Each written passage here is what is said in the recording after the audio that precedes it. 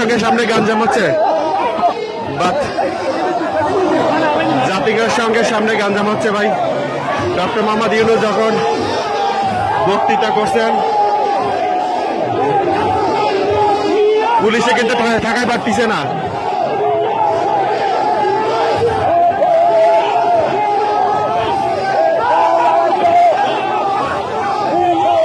পুলিশে কিন্তু ঠেকাই পারতেছে না। জাতিসংঘের সাধারণ পরিষদে ডক্টর মোহাম্মদ ইউনূস যখন ভাষণ প্রদান করছেন, তখন কিন্তু জাতিসংঘের সামনে ব্যাপক গন্ডগোল শুরু হয়েছে। আপনারা এয়ারপোর্টে দেখেছেন ডিম মারামারি। আপনারা সবাই যে যেখান থেকে দেখছেন গুগল খানকে শুনছেন। জাতিসংঘের সামনে সবাই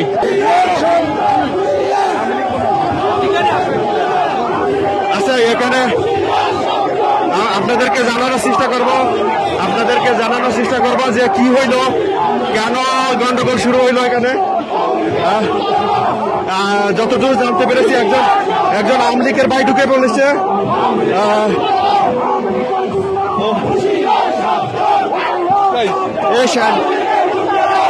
সরি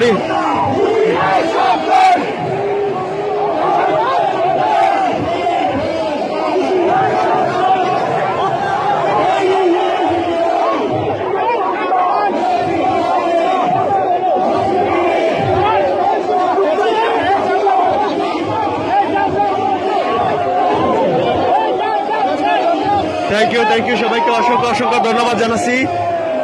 ডক্টর মোহাম্মদ ইউনূস যখন জাতিসংঘের সাধারণ পরিষদে ৮০তম ভাষণ দিচ্ছেন, আমরা জাতিসংঘের সামনে থেকে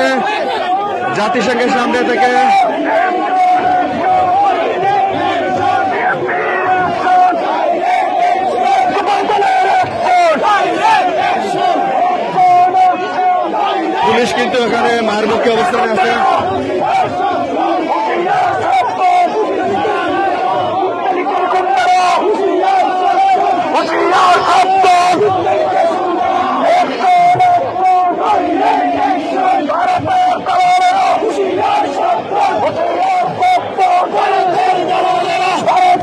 মির্জা ভাই, কি হইলো এখানে বলেন, কি হইলো? আপনারা জানেন আমরা সৈয়দ হাসিনার গন্ডগোল হলো কি করেছে? এখানে একটা ছাত্রলীগের ঢুকে গেছে। তারা মনে করেছে এখানে হাজার লোক, এটা তাদের লোক, কিন্তু তারা জানে না তাদের কোনো লোক আসে নাই। সে পুলে এখানে ঢুকে যায়, বাঘের কাছে পড়ে গেছে, বাঘ তাকে খাওয়া দিয়েছে। এখানে এটাই ঘটেছে। তো এটা তো বিএনপি সাইড, ছাত্রলীগের পুলে তারা এখানে আসছে, তারা মনে করছে